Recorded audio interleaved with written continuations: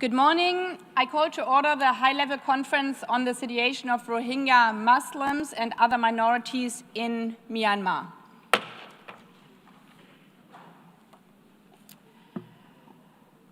I warmly welcome all of you to this conference.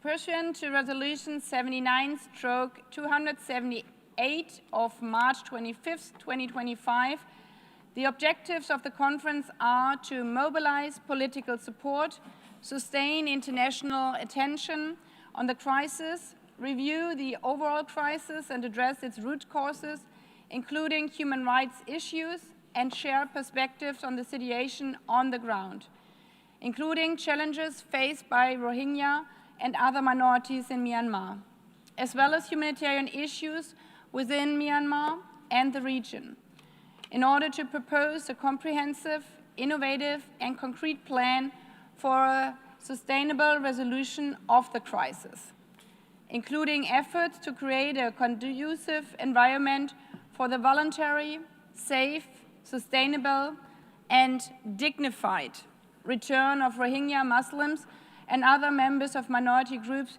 to Myanmar in a timely manner. I now give a statement in my role as the President of the General Assembly.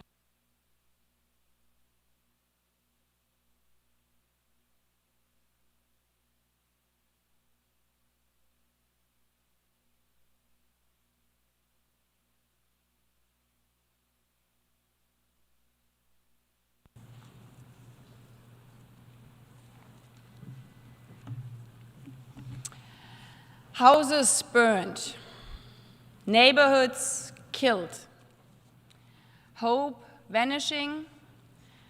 Over the past 8 years, millions of Rohingya have been violently displaced from what they once knew as home. They fled with children on their backs, with nothing but the money in their pockets, on foot or by boat for days, weeks at a time.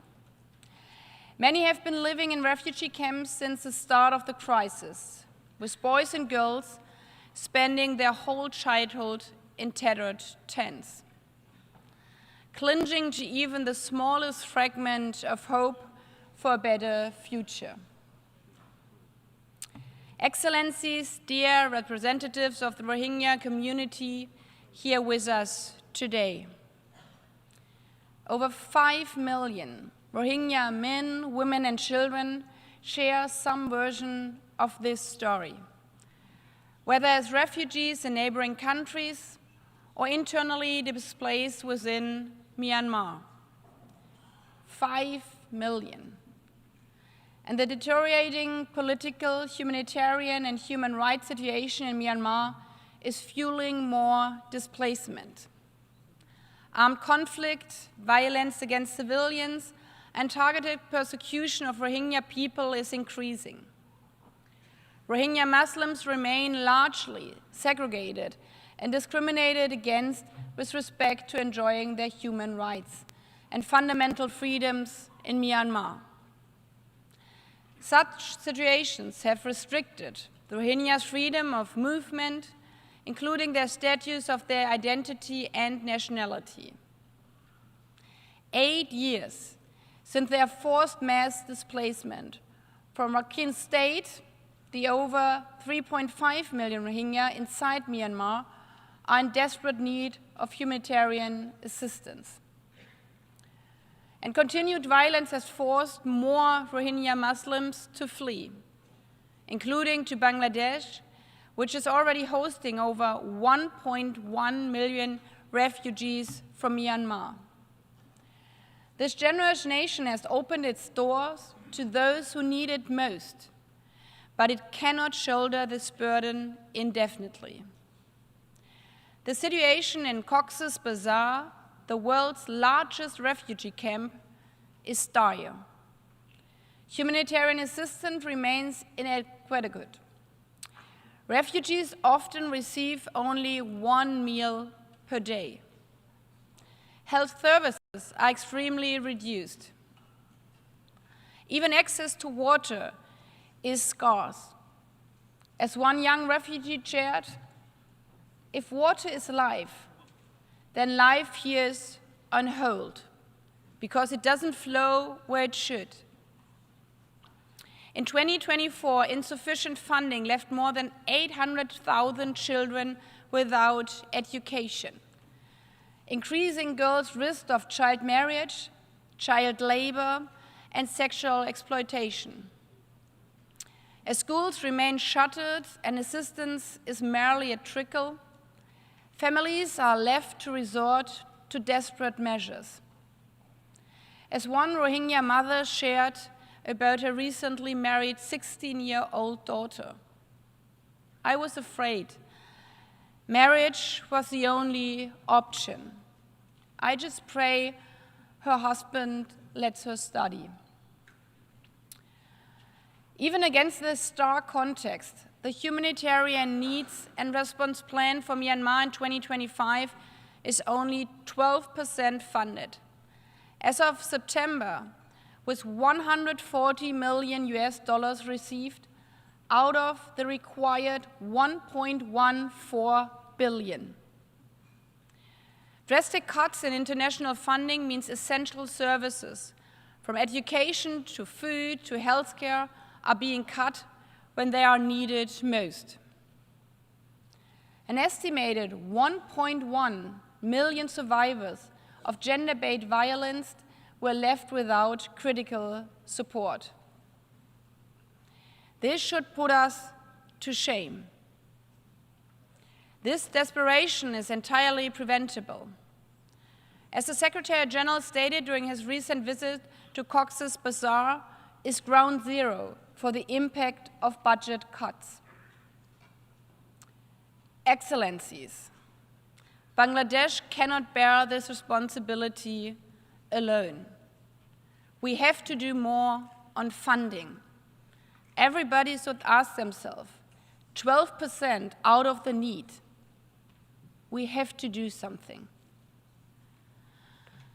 In this regard, I would also welcome the important role played by ASEAN, as well as the Special Envoy on Myanmar, in facilitating constructive dialogue among all stakeholders, enabling humanitarian aid deliveries, and ending violence. Only through inclusive dialogue to address the root causes of the situation and to work towards a political solution will we be able to create the conditions for the voluntary, safe and dignified return and reintegration of Rohingya Muslims and other members of minority groups to Myanmar. But as we will hear later today, unfortunately, we are quite far away from this goal, as the situation on the ground remains challenging. And therefore, we cannot close our eyes to the situation at Cox's Bazar and the need for humanitarian assistance, the need of bringing 800,000 children back to school. While I wish to reiterate and stress the urgent need for strengthened international solidarity and increased support, that must be in parallel to efforts towards a comprehensive political solution that meaningfully includes the Rohingya and addresses their displacement and the root causes of the protracted crisis. Today is an important opportunity to listen to the voices of stakeholders, including civil society representatives who will share their perspectives and experience of the situation on the ground, as well as in the refugee camps. Rohingya need the support of the international community, not just in words, but in action.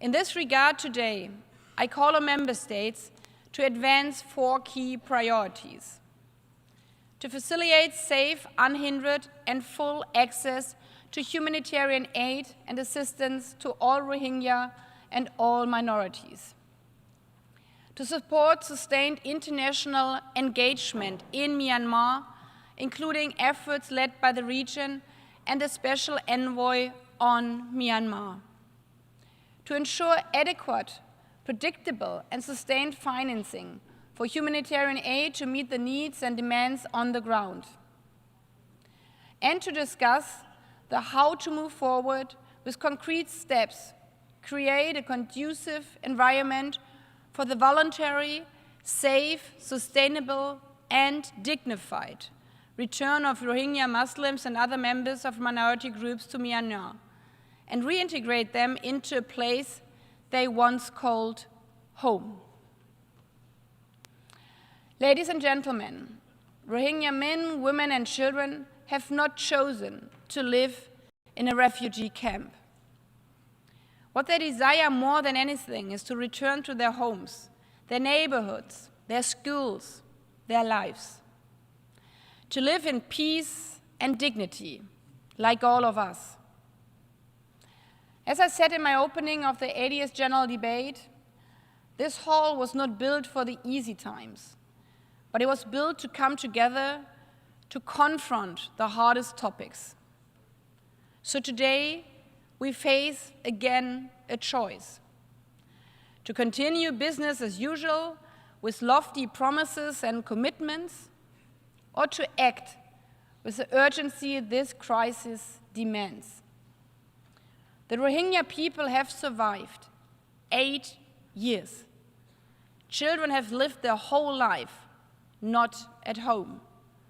They survived 8 years of hardship, displacement, and uncertainty. Their resilience is extraordinary. Our response must match it. I thank you.